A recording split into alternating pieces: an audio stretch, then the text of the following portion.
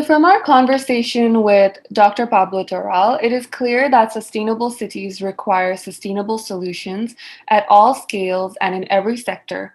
One major weak link in attaining sustainable cities is that we currently build unsustainable urban buildings. If we are to seriously address this issue, however, we must consider how to make our urban buildings sustainable, as these constitute the major part of the human intervention in cities. During the last 50 years, buildings in general and large urban buildings in particular have become significantly less durable and much more resource consumptive. Most have been designed on the presumption of a never ending supply of new materials and inexhaustible sources of energy. Such assumptions are now seen to be insupportable. To understand sustainable architecture and challenges that this would entail, let us introduce our second guest, Nepali architect Apeksha Dhungel. Apeksha Didi has an international master's degree in landscape architecture and is currently in the last semester of her PhD in planning open spaces with and for the children. She believes in designing urban places to provide people a quality of life through social interaction and protection from natural disasters. She has done some groundbreaking research introducing a unique perspective to sustainable architecture. Let's hear more from her. Welcome to the show, Apeksha Didi. Thank you. So, to begin this episode, we wanted to talk a little about your line of interest. So, could you please briefly tell us about your past research and current projects? Okay. Thank you very much, Sitashma and Simone, for this opportunity to talk about the work I'm doing at the moment and my future plans too.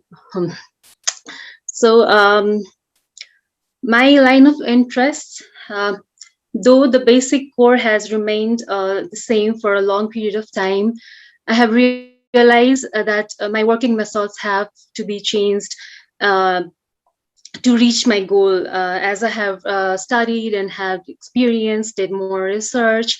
So I won't be able to say exactly what my line of interest is, but uh, I want to provide spaces for people that would, give them a better quality of life, as you've already said.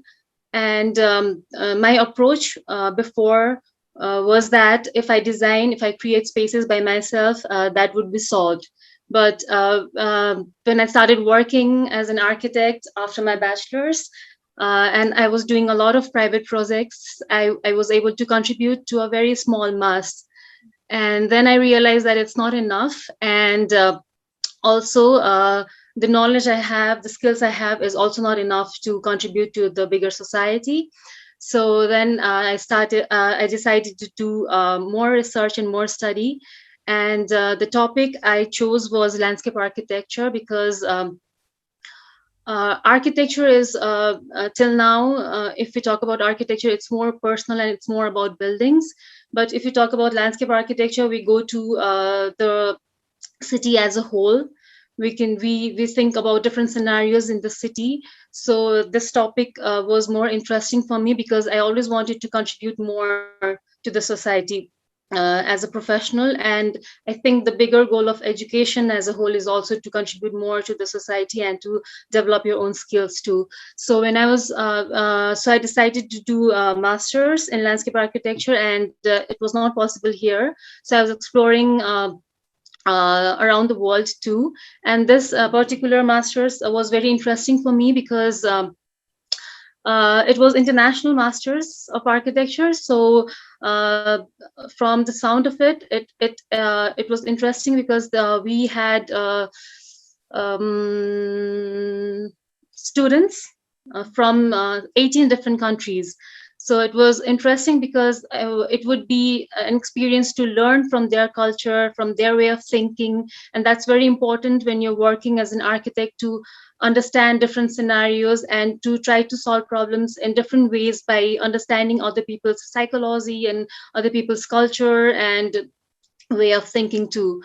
And after my master's, I was always wanting to come back and contribute to my city and my country. So in that process, In 2015, I was starting to do thesis. And for that, I had chosen a topic of revitalizing our polluted river, because that was the biggest crisis at that moment. But suddenly, my whole perspective and everything changed, because there was this big earthquake in 2015 in April 25th. And then I had to, like, personally, I was going through many things, because my family, my relatives, my friends, everybody were here in Nepal. I was in Germany. And and also professionally, I was thinking, what was the most important thing at that moment for the people to be safe? And it was open spaces, it was public spaces. People were sheltering everywhere possible in their neighborhood, in the city, building camps, and like, and this kind of spaces not only provided a physical safety for them, they also got this um, resilience, which was intangible, like living together with the community and helping each other. So this gave me a quick thing that I should change my topic and I should work in open spaces. And also my supervisors, they supported me a lot to work on this.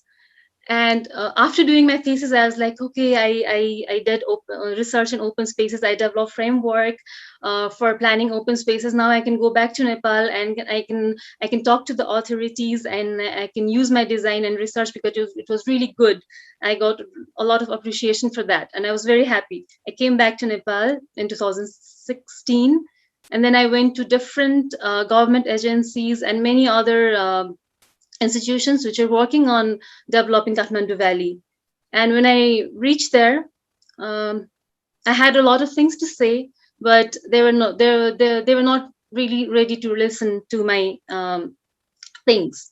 So, and then I was like, okay, what did I do? I thought I did a lot of work and it could be used to make my city better, but so it was not enough. As an architect, as a landscape architect, uh, only your research was not enough. You have to be able to connect with the political links. You have to be able to connect with the authorities, and how to reach them was very difficult, because they had already closed their doors, because they thought what they're doing was already good enough.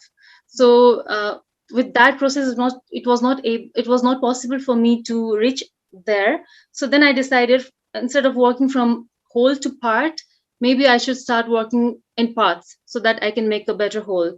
So this concept of working with the children came from that, because then I decided that, okay, adults are not listening to me. So I think I should work with the children, because they are more eager to learn, more eager to communicate, and they are also very creative. They have very creative mind. So then I decided to go to different communities and work with the children and give them voice. And with that voice, we could make our cities better. So this is how I came from an architect to landscape architect to social architect to a researcher who is more action oriented, so that we could bring a change which is really important to the cities at the moment. You've really come a long way, like the journey that you just explained. So since we are, on the topic of sustainable cities, so what is sustainable architecture for you? Okay, it's a very challenging question, but I would like to answer it in a very simple term.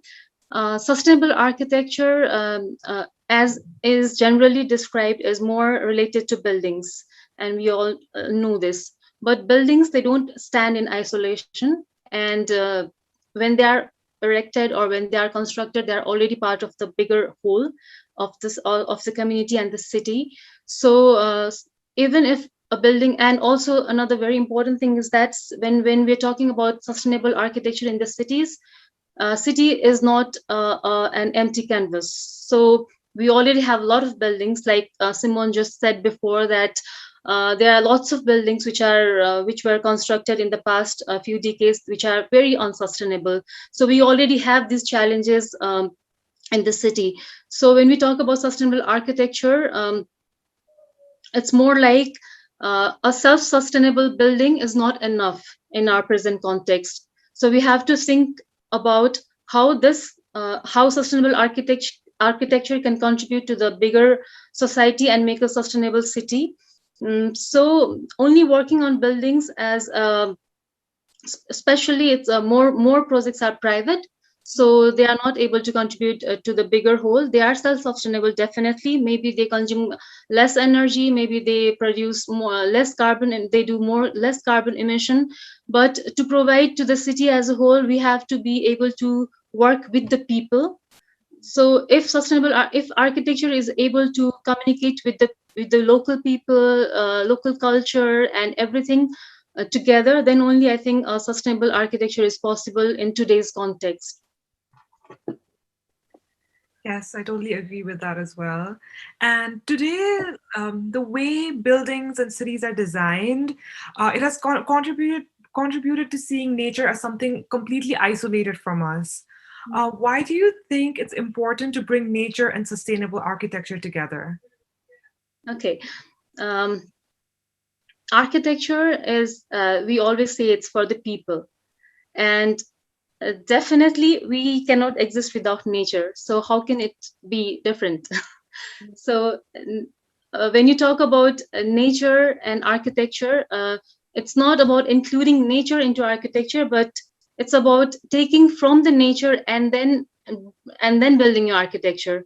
So when we talk about vernacular buildings and how people used to construct in the past, it's so much integrated, it's so much in line with the local materials and local like how they build their own technology to sustain their lives. We were always part of the nature. We were living in forests, we were doing hunting, we are hunter gatherers. It's only been around 12,000 years maybe that we started staying in one place and doing more agriculture and creating our own food. So we have always been part of the nature, and it's always we have evolved, definitely. But our ancestors, they were more living in the nature, and we are also we always we when we do designs, we talk about biophilic design. And as a human being, you're always uh, connected with the nature, even if you feel sometimes like you don't like to be in the soil or in the mud or whatever, but when you are there, you are definitely getting benefits from it. So now when you design, you definitely have to integrate nature into your into your design. So, you mentioned this earlier, and it obviously it sounds like giving back to your community, contributing back to your community has been a big driving force for you. And considering that our community is like low income, why would you say that it is essential to introduce green spaces in low income cities and communities like Nepal? Okay. um, I think if I mentioned or not, when I was doing my private projects, I was not very happy, though I was able to design whatever I wanted to do, and I had a lot of budget to make it come into reality. But architecture has a bigger responsibility. I realized that, and with private projects, it was not possible to make the bigger contribution. So now architecture has shifted from architecture to social architecture. And this means working with the local people at grassroots, and especially the vulnerable communities, because they need more. They need more of our input to make their lives better. Because in Kathmandu, especially, there are lots of private green spaces, private parks where you can pay and go, and also for children, there are lots of opportunities to play around if you are able to pay. So this was also a very striking thing for me, because children, they should not be discriminated at all. They should be able to have the basic needs which are very essential for their overall development.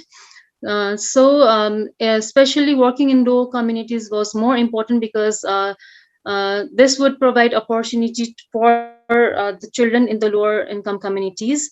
And this would, and definitely when you talk about the economic gap, uh, there are very less percentage of rich people in the society, and low income people and middle class people are more. So when you're working with them, you will definitely be able to bring more change and a positive change. Yeah, and to listen to them and to know their problems from the grassroots can solve, because communities are expert in their own world, so they know what they want. And we should be able to, we as an architect or a researcher should be able to ask the right questions to really get what they need, from the spaces and from the community and the city. Right, so it is very important to introduce such green spaces to communities like ours. But what are the Yes. most extreme challenges, do you think, to introduce such Yeah. spaces into communities? Yes, the challenges definitely is because I'll talk about the context again, because in European cities, in Western cities, they have already realized that green spaces are important. But here, to make them realize that green spaces and open spaces are important for their livability, their also their identity, and also as Kathmandu is an earthquake prone city, for also for resiliency. So and to make them understand this is difficult because they are struggling for their basic need of food and shelter. So if you want their time to contribute to the green spaces, to make them come to the green spaces, first to make them realize, to make them aware that it's important, is so difficult. So that's why if you work with children, you can make them understand more. And you go to the schools, you are touching the bigger mass. And when you're working with the children and you're explaining them things, and then they bring out their voices to the society, and then they are making bigger impact to the society also. So the challenge is, as I've already told you, that adults in Kathmandu, in Nepal especially, are not listening more. And a democratic society should give people chance to speak, and our representatives must listen to them. So I think if you, and also like young people's voices, young people's participation is now a very hot topic. Also in open spaces, it's very important to be a part, to take a participatory approach. From your experience, the adults were not like have not really listened. They didn't listen.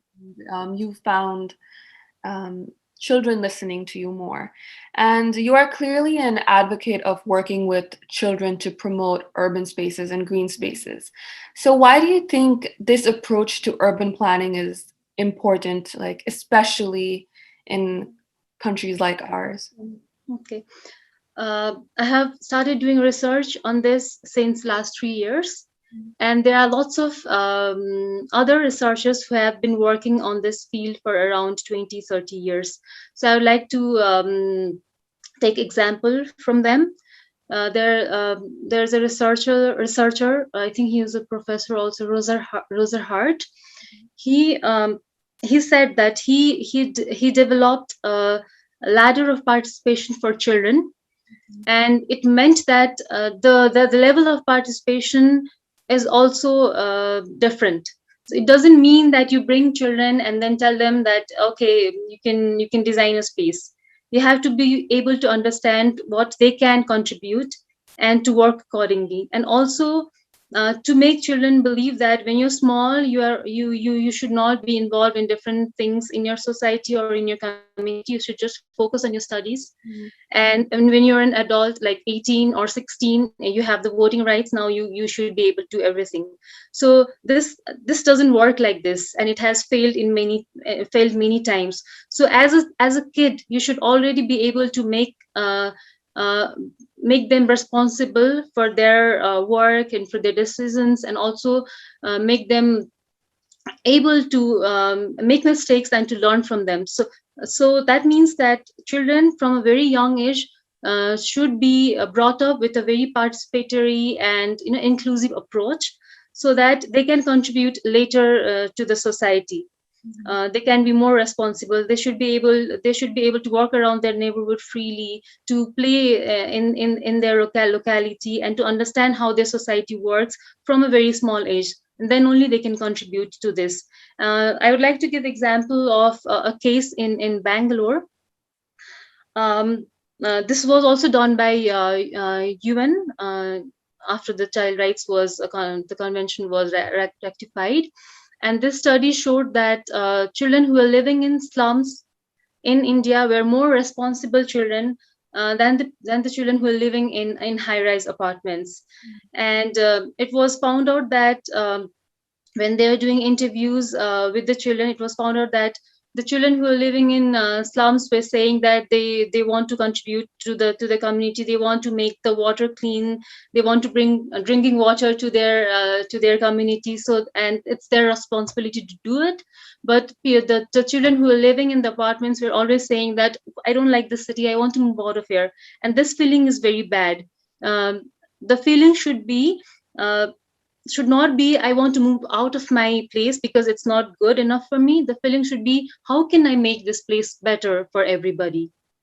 We've seen other low income countries like Nepal that have progressed in green architecture. For instance, in sub Saharan Africa, they have shown their creativity to the world and they've amazed the world with their, innovative designs. In what ways do you think Nepal has potential for green buildings? As I've already said before, also, architecture is not just a fancy word. It has a social responsibility, and it doesn't stand in isolation. When you talk about architecture, you have um, you have to think about the economic aspect of it. You have to think about the social. You have to think about the cultural, all the aspects together. And when you talked about the African cities which are building communities which are more sustainable with, like, I think some of them are sandbag technologies to build their houses and stuff. Uh, so everybody has to come together. As an architect, we are not builders. We are not the rich people of the society. So uh, architecture alone cannot bring about a social change, but architecture has to work with different disciplines. It has to be transdisciplinary, and there should be role of mayors, and there should be role of other governing bodies, and also as well as this private companies which have a lot of resources. So if they come together with us, then we can contribute in building a sustainable architecture. We alone can make frameworks for the design, but to make this a reality, everybody has to come together and work together. I think that's very important. So I think you set the tone very well for the next question. Everybody has to come together and work together, not just the architects. So I also believe, and I know that Simone does too, that everybody in a community has the potential to contribute to a sustainable city. So, what are some ways that you would recommend to make our own personal housing and office spaces more sustainable? Okay. Uh, First thing you could do, I think personally, I think to manage your waste, because we are producing a lot of it. Especially when I was in US, I I was living in Europe for a long time, and then I was in US for I think for a conference or something. And the way they're producing waste in US, I'm sorry to say this, it's huge. And in Germany especially, we are living very organically. We are like managing our waste, and we are like producing less waste as a whole. And also the traveling in US and in Europe is so different, because in US you have to rely so much on your private vehicle. It was so difficult for us to move around, because in Europe you are traveling in train, in trams, and we don't need a car in cities. But in US it was not possible. So how you can contribute is by using here in Kathmandu, you have very less opportunity for public transportation. So if you're using private vehicles, try to use it less if possible. If you're traveling short distance, if you take bicycle, then you'll become healthy as well. It's a better alternative. And about the waste, if you're able to manage your waste and produce less waste, and if you are able to separate at least organic and non-organic waste, and the organic waste is already an asset for you if you're able to use it properly, so it's not even a waste. So I think that's the best thing you could do to contribute to the society, and do not throw waste in the street as well. That's a huge and that was the thing. I call my children, my children whom I'm working with, little researchers, and that's what the little researchers said as well, because we are throwing a lot of waste in the street, and we should create awareness regarding that as well. Yeah. Please don't be sorry about, saying the truth about the US, because that is the bitter truth. And speaking of, I feel like there's such a culture over here. Once your kid turns 16, or like they get their driver's permit and they get a car, and I don't know when I'm gonna get a car, but yeah, I definitely agree with that. And another thing is, everything is really big. Like, if I want to get a small bottle of milk, you only get like 2 liters of milk, and I don't need it, and then I'll end up wasting it. So Right. like, it's very connected and it's very interrelated, everything. So I don't know, maybe they have thought about it, or it's good for big families, but like you said, like after 16 you start staying alone, and you don't need a big jar of milk, like. So yeah, these are the small things that could change in a bigger whole. Yeah. Yeah, I definitely agree too with talking about sustainable cities, right? Like public transport system is such an integral part of a sustainable city as well. And cities being designed so that people have to own a car is, I think, one of Yeah. the setbacks to developing such a sustainable city. Thank you so much for your recommendations. I'm sure our listeners will take note of this as well. And it has been great talking with you. So we would like to end our conversation asking you, what is your definition of a sustainable city, and what would a sustainable city in Nepal look like? Okay. First of all, I think sustainable city is an inclusive city. Everybody has to contribute, and everybody has to have a voice, and this voice should reach to the city planners. It's their responsibility to listen to everybody, and especially the children, and lot of spaces for children where they can explore, they can play, and these spaces are equally important for everybody as well. And so so everything has to be looked at in a bigger perspective. And the most important thing is that the things which are public should be accessible to all. And like, for example, public transportation, which should be convenient for the rich and the poor, so that everybody is encouraged to use it. And also public infrastructure, including like education and health, the basic rights should be to provided to everybody.